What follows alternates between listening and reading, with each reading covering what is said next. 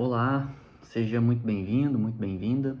Eu fiz 3 vídeos explicando epistemologia e aí eu gostaria agora de discutir, de apresentar aí, desenvolver mais uma aula, discutindo talvez uma das questões mais antigas, mais profundas e mais importantes da filosofia.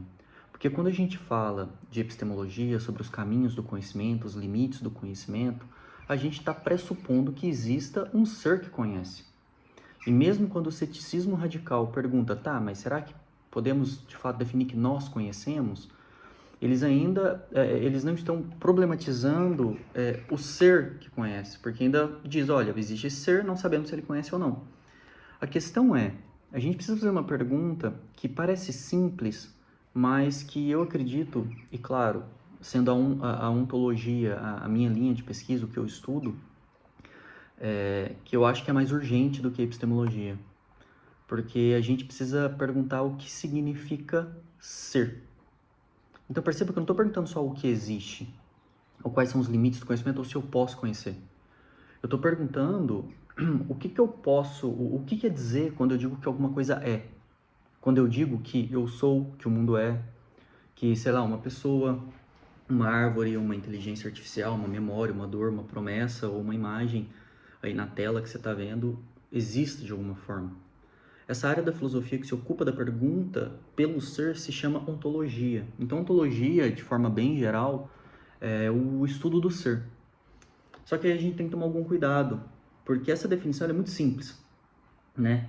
Eu acredito que ela seja útil para começar, mas ela não é suficiente para compreender a profundidade desse tema. Porque quando a gente diz que ontologia é o estudo do ser, logo aparece outra pergunta: o que é o ser? E é justamente aí que começa o estudo filosófico. Então, nessa aula, eu quero conduzir você por um caminho, né? Eu não quero apenas apresentar conceitos soltos, também não vai ser apenas uma aula histórica. A proposta é entender a ontologia como uma investigação viva e necessária, uma investigação que atravessa a filosofia antiga, medieval, moderna e contemporânea e que também toca a nossa vida cotidiana, né? Porque a pergunta pelo ser não está apenas presa aos livros de filosofia. Ela aparece quando nós perguntamos o que é uma pessoa, o que é identidade, o que é real numa época de inteligência artificial, filtros, deepfakes e mundos digitais, né? O que é liberdade, verdade, tempo, natureza, vida, consciência, o que é uma coisa, o que é um acontecimento. E talvez a pergunta mais difícil é o que sou eu, né? Então, a proposta é isso. Para começar, eu queria organizar o nosso ponto de partida, né? Porque a ontologia ela vem de duas grandes ideias fundamentais. A primeira é o ser e a segunda é o logos. E aí nós podemos entender logos como pensamento, discurso, razão ou investigação. Então, ontologia, portanto, seria um discurso racional sobre o ser. Seria uma tentativa de pensar aquilo que existe e que está presente em tudo que existe, né? Porque tudo que nós encontramos, de algum lugar, de algum modo, é. Uma cadeira é, uma pessoa é, uma lembrança é, uma dor, um número, uma música, um aplicativo, uma câmera, um perfil de rede social, um desejo, uma promessa. Todas essas coisas, elas são. Mas cada uma dessas coisas é de um modo diferente. E aí surge o problema. Porque quando eu digo, por exemplo, esta caneta é preta, Maria é professora, o amor é importante, o tempo é curto, a inteligência artificial é poderosa, e eu estou usando um verbo ser, né? Mas será que esse verbo significa exatamente a mesma coisa em todos os casos? Será que a xícara é do mesmo modo que uma pessoa também é? Uma emoção é do mesmo modo que uma pedra? Uma conta bancária digital é do mesmo modo que uma montanha? Um avatar que você usa no Free Fire, por exemplo, é do mesmo modo que o corpo físico de alguém? Então a ontologia ela nasce desse estranhamento. Ela nasce quando algo que parecia óbvio deixa de ser tão óbvio assim. Todo mundo usa o verbo ser o tempo todo, mas quase ninguém para perguntar o que ele significa. A ontologia é esse gesto de parar. É como se no meio da vida cotidiana a filosofia dissesse, tá, calma, espera um pouco. Antes de perguntar apenas como as coisas funcionam, antes de perguntar o quanto elas custam, antes de perguntar como eu posso usá-las, por que a gente não pergunta o que elas são, de fato, né? E aqui começa uma diferença muito importante. A ontologia não é, em primeiro lugar, uma ciência de objetos específicos, né? A biologia estuda os seres vivos, a física estuda a matéria, a energia, o movimento. A psicologia estuda os processos mentais e comportamentais. A sociologia estuda as relações da sociedade. A economia estuda a produção, circulação, valor, troca. Mas a ontologia, ela pergunta algo mais radical e mais geral. Ela pergunta pelo ser enquanto ser. Ou seja, ela não pergunta apenas o que é um animal, ou o que é uma sociedade, uma emoção ou uma estrela. Ela pergunta, o que significa que algo seja? O que há de comum no fato de que tudo isso, embora tão diferente, possa ser dito como algo que é, como algo que existe? Eu sei que essa pergunta parece abstrata, porque ela é abstrata, mas abstrato não significa que seja inútil. Muitas vezes, as ideias mais abstratas são justamente aquelas que organizam a nossa maneira mais concreta de viver. Vamos pensar, por exemplo, na tecnologia. Quando a gente usa uma inteligência artificial, nós perguntamos, ela pensa? Ela entende? Ela cria? Ela apenas calcula? Ela tem consciência? Ela imita linguagem ou participa de alguma forma de compreensão mais geral? Essas perguntas, elas não são apenas técnicas, né? Elas são ontológicas em última instância. Porque elas perguntam pelo modo de ser da inteligência artificial. O que é uma máquina desse tipo? Ela é só uma ferramenta? Ela é uma extensão da mente humana? Ela é um sistema estatístico, uma presença simbólica, uma nova forma de mediação entre nós e entre o mundo, né? E aí, quando a gente pensa também nas redes sociais, quando alguém constrói um perfil online, posta fotos, organiza uma imagem de si, recebe curtidas, comentários, mensagens, seguidores, o que é essa identidade digital? Ela certamente não corresponde literalmente à vida real, né? Mas ela é falsa, ela é verdadeira, ela é uma máscara? Ela é uma extensão da pessoa ou ela é só uma performance? Ela é parte da realidade daquela pessoa? E essas perguntas também são ontológicas, porque envolvem o ser da pessoa, o ser da imagem, o ser da aparência, o ser da relação. Então, desde o início, eu acho que a gente precisa guardar uma ideia central, de que a ontologia ela não está longe da vida. Ela está na base da vida. Ela é como um chão silencioso sobre o qual todas as outras perguntas se constroem em caminho. E aí vamos dar um passo importante, porque na linguagem filosófica é comum distinguir entre ser e ente. Essa distinção é essencial. Ente é aquilo que é. Ser é o fato, o sentido ou o horizonte pelo qual o ente é. Deixa eu explicar de outra forma. Vamos imaginar que uma árvore seja um ente. Uma pessoa é um ente. Um computador é um ente. Uma memória é um ente. Uma instituição é um ente. Mas o ser não é simplesmente mais um ente ao lado desses, não é mais um objeto. O ser não é uma coisa escondida atrás das coisas. O ser é aquilo que faz com que possamos dizer que todos esses entes são e existem. Eu sei que essa distinção é um pouco difícil porque a nossa mente costuma transformar tudo em objeto, né? Quando nós perguntamos o que é o ser, nós temos a tendência de imaginar que o ser seja uma espécie de coisa suprema, uma coisa enorme, invisível, localizada em algum lugar. Mas essa imagem ela atrapalha, porque o ser não é uma coisa entre as coisas. Se uma coisa, se o ser fosse uma coisa, ele seria apenas mais um ente. Então a pergunta voltaria, o que faz esse ente ser algo? Vamos pensar num outro exemplo. Imagine que você está olhando para uma sala e nessa sala existe uma mesa, uma cadeira, um celular, uma janela, uma luz acesa. E cada uma dessas coisas é um ente. Mas o fato de que tudo isso aparece para você como algo existente, como algo presente, como algo que tem algum tipo de realidade, remete a uma dimensão muito mais fundamental. E essa dimensão que permite você olhar para as coisas e falar, porra, essas coisas existem, essa dimensão é o ser. Não é o objeto isolado, não é a cadeira, não é a caneta, mas é a abertura na qual os entes aparecem, a estrutura que permite um ente aparecer. Vamos pensar numa videochamada. Na tela você vê o rosto de alguém. Essa pessoa está longe, fisicamente ela não está na mesma sala que você, mas de algum modo ela está presente. A imagem presente, a voz está presente, a relação está acontecendo. O encontro é real, mas ele é mediado por uma tecnologia. Então o que significa estar presente? A presença física ela é a única forma de presença? Uma presença digital ela é menos real? Ou ela é real de um outro modo? Então você percebe que a ontologia ela nos ajuda a pensar esses problemas atuais. Ela nos impede de responder às coisas rápido demais. Ela nos obriga a distinguir os modos de ser. Uma pedra é de um jeito, uma pessoa é de outro, um sonho é de outro, um arquivo digital é de outro, uma lembrança é de outro, uma promessa é de outro. E, no entanto, todas essas coisas tão particulares podem ser ditas de alguma maneira como algo que é. Então, perceba que a gente consegue começar a entender a primeira grande tarefa da ontologia. E seria explicitar o que normalmente fica implícito. Na vida cotidiana, nós simplesmente lidamos com as coisas. Nós usamos os objetos, os entes, né? Nós conversamos com as pessoas, nós trabalhamos, compramos, planejamos, sentimos, nós decidimos. Mas raramente a gente para investigar o sentido de ser que está pressuposto em cada uma dessas ações. Então, por exemplo, quando você diz, eu tenho tempo hoje, o que é esse tempo? Né? Quando você diz, isso que você está me falando é verdade, tá, mas o que é a verdade? Quando você diz que essa decisão é boa, o que é o bem? Quando você diz que uma imagem é bonita, o que é beleza? Quando você diz eu sou livre, o que é a liberdade? Então, eu espero que você perceba que a ontologia ela começa quando essas palavras elas deixam de ser apenas ferramentas de uso cotidiano para você funcionar e passam a ser problemas mentais, problemas de pensamento. Vamos falar de um ponto muito importante, né? Que é a experiência comum do ser.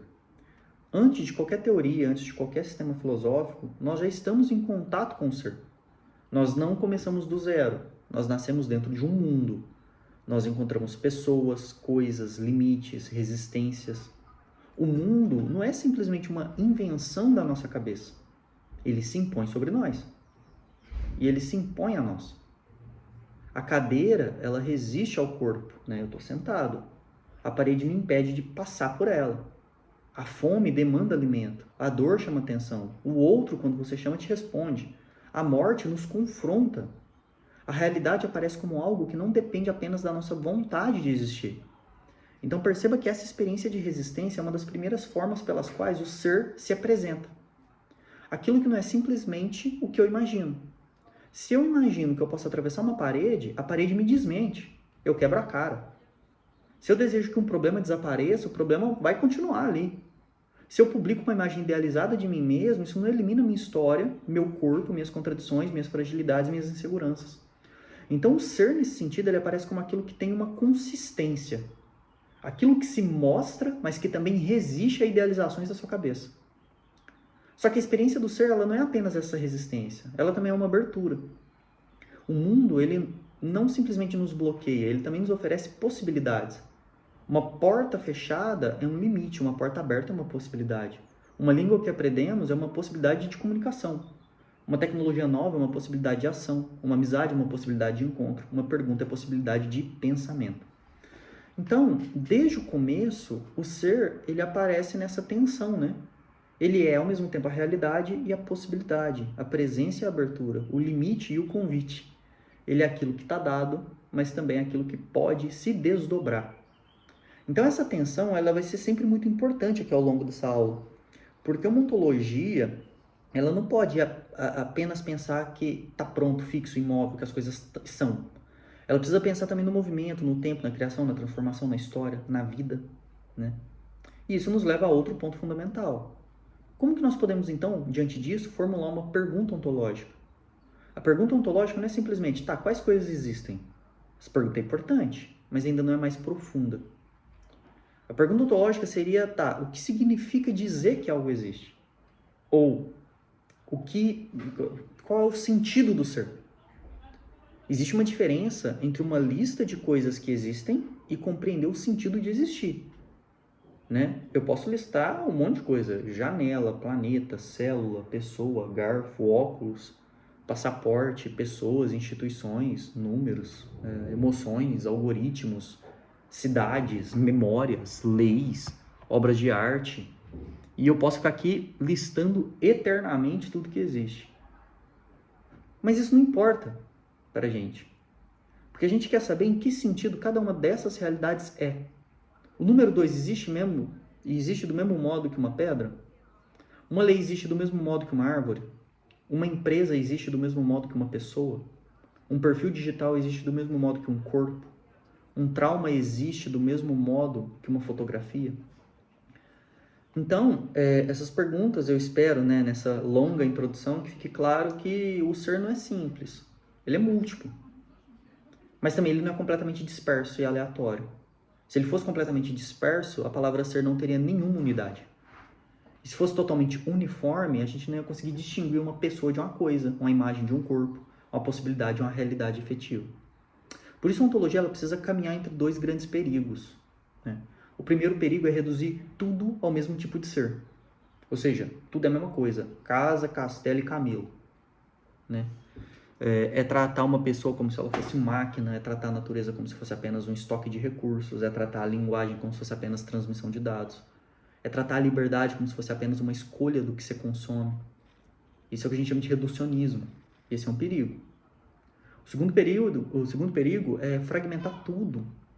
E fragmentar de tal modo que nada tenha relação com nada. Como se cada realidade estivesse totalmente isolada no seu próprio mundo e fosse um próprio ser. Como se não houvesse nenhuma unidade, nenhum sentido comum, nenhum horizonte compartilhado. Esse é o perigo da dispersão. Então, veja que a gente tem que pensar a unidade sem destruir a diferença. E pensar a diferença sem perder a totalidade, né? Vamos falar de algo que parece gramatical, mas que é profundamente filosófico, que é o verbo ser, né? Na nossa língua, o verbo ser ele é usado de muitas formas. Eu posso dizer, por exemplo, ela é médica. Eu estou falando de uma identidade profissional. Eu posso dizer que o céu é azul. Eu estou usando o verbo para atribuir uma qualidade. Eu posso dizer que isso é injusto. Eu estou fazendo uma avaliação. Eu posso dizer, sei lá, Deus é bom. Isso é uma linguagem religiosa, metafísica. Estou falando de existência em sentido radical. Quando eu digo problema é que, eu uso o verbo ser para organizar uma explicação. Então, perceba que assim, o verbo ser é um dos verbos mais simples, mas ao mesmo tempo mais misteriosos, né? Ele une sujeito e predicado, ele afirma existência, estabelece identidade, atribui características, sustenta juízos, ele permite dizer algo sobre algo, né? Vamos imaginar um juízo simples, né? A casa é antiga. Nós temos um sujeito, a casa, nós temos um predicado, antiga, e nós temos o verbo de ligação, que é o verbo é. Esse pequeno verbo, uma única letra, realiza uma operação enorme. Ele afirma que algo pertence de algum modo àquilo de que falamos. A casa não é apenas mencionada, ela é compreendida sob determinada característica que é ser antiga. Agora vamos pensar em outro juízo. A pessoa é livre. Aqui a situação se complica. Porque o que significa dizer que uma pessoa é livre? Livre de quê? Livre para quê? Em sentido político, moral? Em sentido psicológico, religioso, social? E se a pessoa ela vive condicionada por algoritmos, por pressões econômicas, por padrões de belezas, por expectativas familiares, por traumas e por desigualdades? Ainda assim, ela é livre? De que modo? Então veja que a mesma forma que o verbo ser ele permite explicar a realidade, ele também abre muitos problemas. Ele parece apenas ligar palavras, mas na verdade ele revela uma estrutura de pensamento. Sempre que dizemos que algo é algo, nós estamos interpretando a realidade. Estamos dizendo que um ente aparece sob determinado sentido. Por isso que a ontologia ela não se separa completamente da linguagem. Nós acessamos o ser por meio da experiência, mas também por meio da palavra. A linguagem ela não é apenas uma embalagem de pensamento. Ela é um espaço onde o ser se manifesta. Quando nós nomeamos, distinguimos. Quando distinguimos, compreendemos. Quando compreendemos, organizamos o mundo. E nisso há um risco. Porque ao mesmo tempo em que a linguagem pode revelar, ela pode esconder. Uma palavra pode iluminar a realidade, mas também pode simplificar demais. Uma palavra é capaz de rotular, de reduzir, de apagar a complexidade, né? Vamos dar um exemplo atual, assim. Quando uma plataforma digital chama você de usuário, ela está dizendo algo sobre o seu modo de ser naquele sistema, você é um usuário. Você não aparece ali antes de tudo como pessoa, como cidadão, como sujeito, como corpo, como história, como consciência. Você aparece como usuário. O que é um usuário? Alguém que usa, alguém que gera dados, alguém que consome conteúdo, alguém que interage. Então veja que essa palavra ela não é neutra, ela carrega uma ontologia implícita. Ela define o que você é dentro daquele ambiente, delimitando e ignorando tudo que você é fora dele. Então, por exemplo, quando o mercado chama a natureza de recurso natural, ele também está interpretando o ser da natureza, né? A floresta aparece como recurso, a água como recurso, o solo como recurso. Mas será que a natureza é apenas recurso? O que eu perco da realidade, do ser da natureza, quando eu reduzo ela a isso? Será que ela também é mundo, vida, morada, equilíbrio, beleza, mistério, condição de existência? Então perceba que a ontologia ela nos ajuda a perceber essas camadas que ficam escondidas, veladas. A gente tem que se perguntar que visão de ser que está por trás das palavras que eu uso. Que tipo de realidade eu estou construindo quando eu nomeio as coisas desse modo? Vamos avançando, vamos avançar para outra distinção importante, que é a abstração e a intuição. Quando nós pensamos o ser, nós não estamos apenas olhando para uma coisa particular, nós estamos olhando para um ente. Estamos tentando alcançar algo universal. Mas esse universal não é como uma etiqueta vazia, tipo, isso é universal. Ele nasce da experiência com muitos entes. Eu vejo uma árvore, aquela árvore, a outra árvore. Eu abstraio características e penso árvore. Né? Então, veja que, embora eu nunca tenha visto todas as árvores do mundo, quando eu vejo uma árvore que eu nunca vi antes, eu consigo, a partir da experiência que eu tive com as árvores da minha experiência, eu consigo dizer, é árvore. Eu encontro muitas pessoas e consigo pensar a humanidade. Eu encontro muitas coisas que são e eu penso, ser. Só que essa abstração do ser é muito peculiar, né? Porque o ser não é um gênero comum, como animal ou planta. Né? Quando eu digo animal, eu posso distinguir o animal do vegetal. Quando eu digo planta, eu posso distinguir a planta do protozoário. Mas quando eu digo ser, eu não posso simplesmente colocá-lo como um gênero ao lado de outros. Porque tudo aquilo que eu tentaria colocar fora do ser, de algum modo, para existir, teria que ser. Concorda comigo? Só que veja, se eu coloco algo fora do ser, ele tem que ser diferente do ser. O que é o diferente do ser? É não ser. Então perceba que até o nada, quando pensado, ele aparece de algum modo no seu pensamento. E isso mostra uma dificuldade profunda, né? Porque o ser, ele é universal, mas ele não é universal como um conceito comum. Ele atravessa todos os conceitos, ele está implicado em tudo que pensamos. Por isso a ontologia ela não trabalha apenas com classificações. Ela trabalha com aquilo que torna possível classificar qualquer coisa. Vamos trazer para um exemplo mais contemporâneo, né? Quando a gente fala de realidade virtual, o próprio termo já é ontologicamente interessante, né? Porque realidade virtual parece uma contradição, né? Se é virtual, como é que é real? Se é real, como é que é virtual? Mas na prática, nós sabemos que experiências virtuais produzem efeitos reais. Uma conversa online pode emocionar, um ataque virtual pode causar dano, uma comunidade digital pode criar pertencimento. Uma economia digital pode movimentar dinheiro e massivas quantidades de dinheiro. Uma imagem manipulada pode destruir reputações, relacionamentos, pessoas. Então talvez o problema não seja perguntar se o virtual é real ou irreal. Talvez a pergunta melhor seja, qual é o modo de realidade do virtual? E isso é também uma pergunta ontológica. Ela não se contenta com sim, com não. Ela busca modos de ser. E isso nos leva a um ponto essencial. O ser é dito de muitos modos, né? Essa frase é fundamental, porque o ser ele não é uma palavra unívoca, como se significasse exatamente a mesma coisa em todos os contextos. Mas também não é uma palavra puramente equívoca, como se significasse coisas totalmente desconectadas, né? Ela funciona de modo analógico. Vamos com calma, tá? Uma palavra unívoca, ela tem o mesmo sentido em diferentes usos. Por exemplo, quando eu digo triângulo em contextos matemáticos, eu estou falando de uma figura de 3 lados.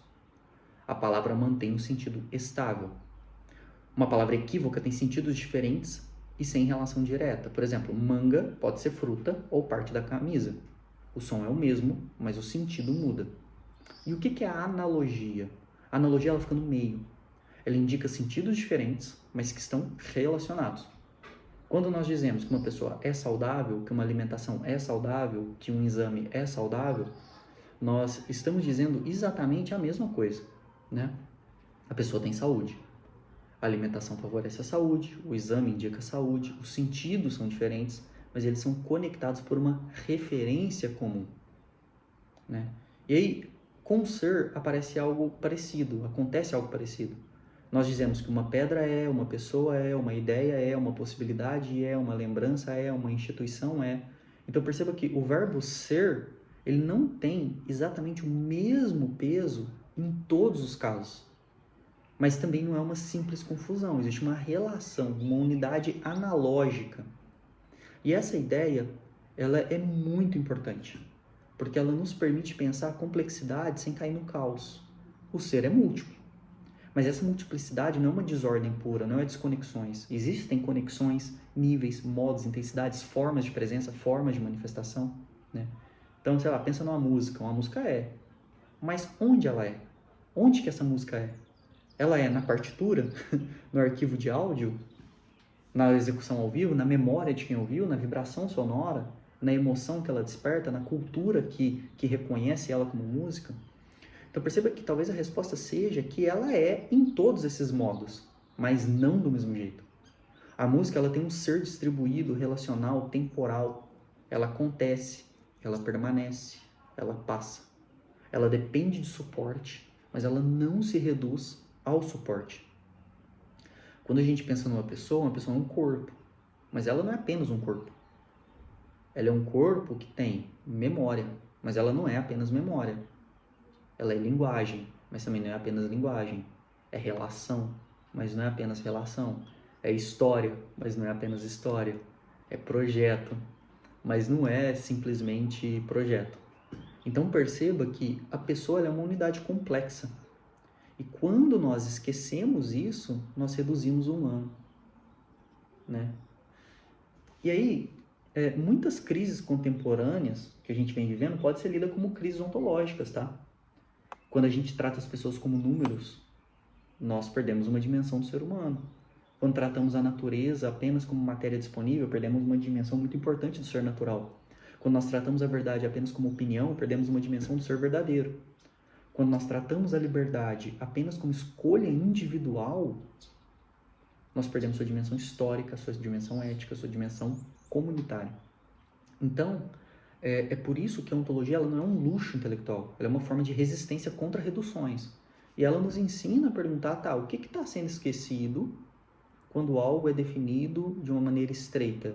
Que modos de ser está sendo apagado? Que riqueza do real está ficando invisível? E isso nos volta à pergunta inicial. Tá, o que então é ontologia? Espero que depois de toda essa introdução, essa longa introdução, nós podemos dar uma definição mais rica. A ontologia ela é a definição filosófica do ser enquanto ser, do modo do ser dos entes, das estruturas fundamentais que tornam possível compreender qualquer realidade como realidade. De modo mais direto, a gente pode dizer que a ontologia é a arte rigorosa de perguntar o que as coisas são, antes de perguntar apenas para que servem. Né? Nós vivemos em uma época muito utilitarista, muito funcional, em que tudo é avaliado pela utilidade. Para que serve? Quanto rende? O que você ganha com isso? Qual é a performance, o resultado, o ganho, a entrega? A gente está preso nesse mundo utilitarista. E esse utilitarismo está muito associado a uma pressa, né? E eu tenho a impressão de que a ontologia ela desacelera um pouco essa pressa. Ela nos afirma que antes de perguntar para que serve, a gente tem que perguntar o que é. Antes de usar, a gente tem que entender. Antes de reduzir, a gente tem que escutar. Antes de classificar, a gente tem que deixar as coisas aparecerem. Isso vale para os objetos, para a natureza, para a tecnologia, para a política. Isso vale para o seu corpo, para o meu corpo, para a linguagem, para o outro, para as relações, para a religião, para nós mesmos. Então, quando eu pergunto quem eu sou, eu posso responder de muitos modos, né? Eu sou Marlon, eu sou professor, eu sou um professor mineiro que mora na Alemanha. Eu sou 1,80 m, eu sou os meus desejos, eu sou as minhas escolhas, eu sou minhas relações, eu sou companheiro, eu sou padrasto, eu sou minha memória, eu sou aquilo que eu faço, eu sou aquilo que ainda eu posso ser. Então veja que a ontologia ela não está muito preocupada com a resposta pronta e simples, não. Ela nos ajuda a perceber que o ser humano não cabe numa definição pobre. E talvez essa seja uma de suas maiores contribuições, que é abrir espaço para a complexidade do real, né? Para a gente compreender o que real é. Então, acho que a gente tem que entender 3 ideias fundamentais. Primeiro, que a ontologia começa com a pergunta pelo ser, não apenas pelo que existe, não apenas pelo ente, mas pelo sentido de existir. A segunda é que o ser, ele não é uma coisa entre outras coisas. Ele é o horizonte pelo qual os entes, que são as coisas, aparecem como aquilo que são. E terceira, o ser se diz de muitos modos. Por isso a gente precisa aprender a distinguir quais são os modos de realidade, os modos de presença, os modos de existência. E eu acho que é isso que nos prepara para começar a aula de fato, depois dessa longa introdução. Então agora a gente precisa entrar na história dessa pergunta, né? Ver como diferentes momentos da filosofia, diferentes filósofos entenderam o ser. A minha ideia aqui é passar pela filosofia antiga, pela tradição medieval, pela modernidade, passar pelo Kant, pelo idealismo, pela crise da metafísica, pela tentativa contemporânea de reabrir a pergunta pelo ser. Porque a ontologia ela não é uma pergunta única e nem uma resposta única parada no tempo, tá? Ela é uma travessia, é um caminho. Ela é uma história do pensamento humano, tentando compreender o que há de mais próximo e, ao mesmo tempo, de mais misterioso. O fato de que algo é, de que as coisas são. Então, nessa primeira parte, eu gostaria de começar pelo processo dessa travessia histórica, desse contexto histórico das coisas, né? Acompanhar alguns momentos decisivos pela pergunta do ser. E é claro que, assim, eu não vou fazer de forma exaustiva, vamos analisar todos os filósofos e tal. Não, quero analisar algumas tendências, apresentar algumas coisas para a gente pensar junto e ver como que isso se aplica à nossa vida hoje. Então, eu acho que é importante entender uma coisa desde o início, né? A ontologia ela não nasceu pronta. Ela foi se construindo, foi mudando de nome, foi mudando de método, ela foi sendo afirmada, criticada, transformada, reduzida, reconstruída, esquecida. Em alguns momentos ela apareceu como o coração da filosofia, em outros ela foi considerada como algo ultrapassado, em outros ela voltou com força. Outro ela voltou como simplesmente linguagem. Então o que a gente vai fazer agora não é apenas uma linha do tempo, tá? É mais do que isso.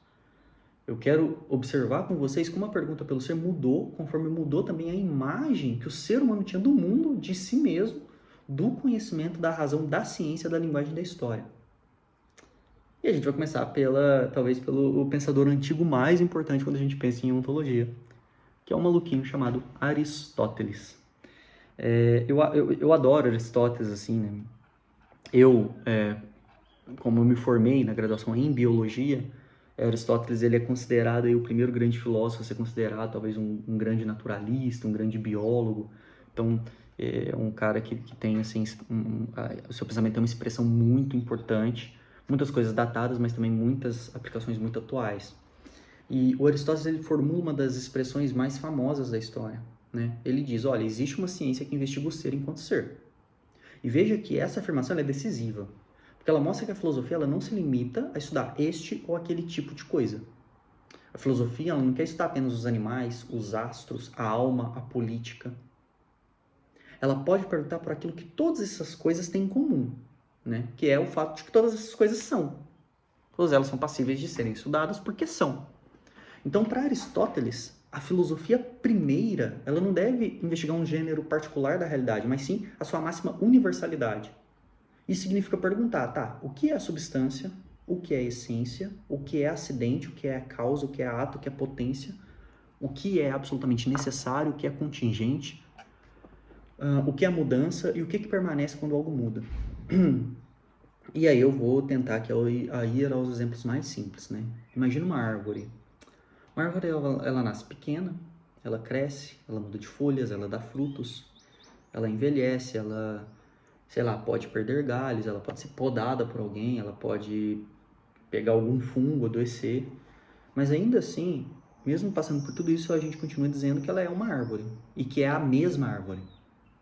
O que permanece, o que muda nisso? Será que a árvore ela é apenas a soma de suas partes físicas naquele instante? Ou existe uma forma de organização, uma estrutura própria que faz com que ela seja aquela árvore? Eu acho que esse tipo de pergunta é importante, porque Aristóteles ele quer compreender os entes não apenas como coisas paradas, mas como realidades em movimento, orientadas por formas, por potências, por atualizações. Uma semente é uma semente, mas ela também é uma árvore em potência. Uma criança é uma criança, mas também é uma potência de adulto. O músico iniciante ainda não toca como mestre, mas ele tem a potência, né, que pode se realizar, se atualizar no mestre. Então, eu acho que a distinção entre potência e ato é uma das mais importantes da filosofia ontológica. Potência, para Aristóteles, é aquilo que pode vir a ser. Ato é aquilo que já é algo efetivamente. Então, uma pessoa que nunca estudou piano não é um pianista em ato, mas pode ter a potência de se tornar um pianista. O bloco de mármore não é uma escultura em ato, mas pode ser uma escultura em potência. Uma ideia que ainda está na cabeça de alguém não é um projeto realizado em ato, mas pode ser uma obra, uma empresa, um filme, uma pesquisa, uma mudança social em potência. E aí, assim, eu costumo dizer que esse vocabulário antigo, ele continua muito atual, né? Vamos pensar numa startup. No início ela pode ser apenas uma ideia, um documento, uma apresentação, um pitch, né? Uma conversa entre amigos. Ela ainda não é uma empresa consolidada em ato, mas ali existe potência. Essa potência ela pode se atualizar ou não. Depende do investimento, do trabalho, do contexto, das decisões dos integrantes, do mercado, da tecnologia, da equipe, né? Quando a gente pensa numa criança, ela não é um adulto incompleto no sentido negativo. Ela é um ser em desenvolvimento. Existe numa criança múltiplas possibilidades que ainda não se realizaram. Por isso que educar não é apenas colocar informações dentro de alguém, né? Educar é ajudar potências a se tornarem atos. Quando a gente pensa na inteligência artificial, né, um modelo de IA ele não é consciente apenas porque responde perguntas. Ele tem capacidades em ato, né? Ele processa a linguagem, reconhece padrões, gera texto, imagem, código, resumos. Mas também tem potências no sentido tecnológico. Uma IA pode ser integrada a sistemas ampliados, treinamento, orientações, usada em medicina, educação, arte, direito, pesquisa. Então a pergunta ontológica que tipo de ser é esse? Né? A IA ela é uma ferramenta, ela é um agente, ela é um sistema, ela é uma extensão da inteligência humana, ela é uma nova mediação cultural. O que ela é? Então perceba como que essas categorias antigas elas podem iluminar problemas novos, né? A ontologia não é uma peça de museu, não. Ela é um repertório de perguntas que continuam funcionando. Em Aristóteles, outro tema central é a substância, ou ousia, como ele chamava. A substância é aquilo que existe de modo próprio, aquilo que sustenta características. Quando eu digo, por exemplo, essa pessoa é alta, esta pessoa é brasileira, essa pessoa é cansada, as características podem mudar, mas alguém de quem essas características são ditas, não. Então, a substância é aquilo que não é apenas predicado de outra coisa, mas aquilo sobre o qual predicamos algo, ou seja, o sujeito do ser. Só que Aristóteles ele não pensa a substância como uma coisa morta. A substância ela é estruturada por forma e matéria. Matéria é aquilo de que algo é feito, e forma é aquilo que organiza a matéria e faz com que algo seja o que é. Uma estátua de bronze, por exemplo, tem bronze como matéria, mas ela não é somente bronze. Ela é um bronze organizado de uma forma muito particular. Do mesmo modo que um corpo vivo, ele não é apenas átomos em movimento, não é apenas um conjunto de elementos químicos. Ele é uma organização viva, uma totalidade estruturada. Então esse ponto é muito importante para a gente pensar a vida hoje, tá? Porque se a gente reduz um organismo apenas a moléculas, nós perdemos o nível da organização, do sistema complexo. Se reduzirmos uma pessoa apenas a neurônios, nós perdemos o nível da experiência, da linguagem, da história, da liberdade, do sentimento. Se a gente reduz a sociedade apenas a indivíduos isolados, perdemos o nível das relações, das instituições, dos símbolos, das práticas, dos capitais, científico, simbólico, cultural, etc. Então a ontologia ela nos lembra que o real tem níveis, e que nem sempre o nível mais básico explica tudo sozinho, né? Depois de Aristóteles, eu acho que a pergunta pelo ser atravessa uma tradição medieval interessante, porque acontece uma transformação muito importante. A ontologia passa a se articular com a teologia, ou seja, a pergunta pelo ser se liga à pergunta por Deus, pela criação, pela dependência do mundo, pela distinção entre criatura e criador. Então, na filosofia medieval, especialmente em São Tomás de Aquino, que é um neo-aristotélico, aparece uma distinção decisiva. A distinção entre essência e existência. Essência é aquilo que uma coisa é, existência é o fato de que ela é. Vamos com calma. Eu posso compreender a essência de um unicórnio, né? Eu posso dizer, olha, o unicórnio é um cavalo com chifre, rosa, figura mítica, presente em narrativas infantis. Mas compreender essa essência não significa que o unicórnio exista de fato. A essência pode ser pensada sem que ela esteja dada. Agora pense numa cadeira. A essência da cadeira envolve algo como um objeto feito para sentar. Mas uma cadeira concreta, essa cadeira aqui que eu estou sentado, não é apenas uma definição, né? Ela existe, ela está presente, ela ocupa um lugar, ela pesa, ela resiste ao meu peso. Então, para São Tomás de Aquino, nos seres criados, a essência e a existência são distintas. O que uma coisa é não garante por si só que ela exista. A existência é recebida, é participada. O mundo não é necessário por si mesmo. O mundo poderia simplesmente não ser. Percebe? Isso conduz a uma ontologia da participação, ou seja, os entes, as coisas participam do ser. Elas têm ser, mas não são ser na sua plenitude absoluta. Elas existem de modo finito, limitado, recebido. Essa ideia tem consequências muito profundas, porque ela impede que nós vejamos as coisas como absolutamente autossuficientes. Tudo aquilo que encontramos é, mas poderia muito bem não ser. Uma pessoa nasceu, mas ela poderia muito bem não ter nascido. Uma cidade existe, mas ela poderia nunca ter sido fundada. Uma tecnologia existe, mas poderia não ter sido inventada. uma relação existe, mas ela poderia ter acabado antes de começar, né? Então, perceba que a existência ela tem algo de dom, algo de contingência, algo de gratuidade. E essa percepção agostiniana, tomista, desculpe, ela muda o nosso modo de olhar para o mundo. Porque aquilo que poderia não ser e ainda assim aparece como uma espécie de espanto, né? Por que existe algo ao invés de não ter nada? Por que existe um mundo sendo que o mundo poderia não existir? Por que nós existimos se a gente poderia não ter nascido? Por que a realidade concreta se deu assim, nesse sofrimento absurdo e não de outro modo? Então a tradição tomista medieval também desenvolve a ideia dos transcendentais do ser. O ser, enquanto ser, é pensado em relação com unidade, verdade, bondade e beleza. Ou seja, Tomás de Aquino vai dizer o seguinte: aquilo que é de algum modo é uno, aquilo que é de algum modo é verdadeiro, aquilo que é de algum modo é bom, aquilo que é de algum modo pode manifestar beleza. Esses termos eu vou discutir eles com mais profundidade mais para frente, mas eu já queria antecipar algo assim, que unidade significa que um ente ele não é puro caos, ele tem alguma coesão. A verdade significa que o ente pode se manifestar, pode ser conhecido, pode aparecer.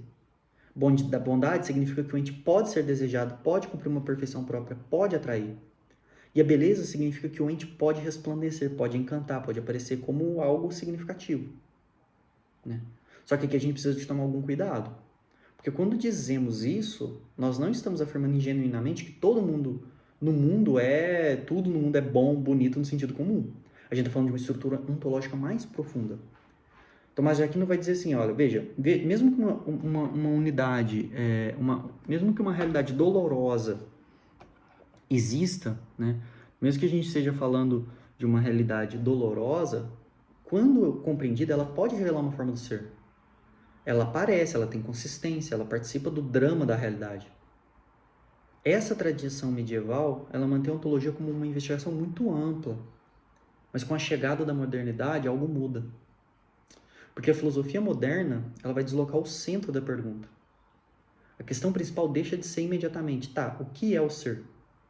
E passa a ser como nós conhecemos o ser. Esse deslocamento ele é decisivo porque a modernidade ela começa a desconfiar. Né? Ela está pautada numa desconfiança dos sentidos, da tradição, da autoridade, da religião, das explicações herdadas. Então a pergunta, ela passa a ser, tá, qual é o fundamento seguro do conhecimento? Eu acho que a figura mais importante nesse processo é René Descartes, ou Descartes, né? Foda-se a pronúncia. Ele é central nesse movimento porque ele procura uma certeza da qual nós não podemos duvidar, algo que não possa ser colocado em dúvida. E ele vai construir o argumento do cogito, penso, logo existo. Mas, para a gente chegar nisso, você vai ter que assistir o próximo vídeo, porque esse vai ficando por aqui. Muito obrigado e até a próxima.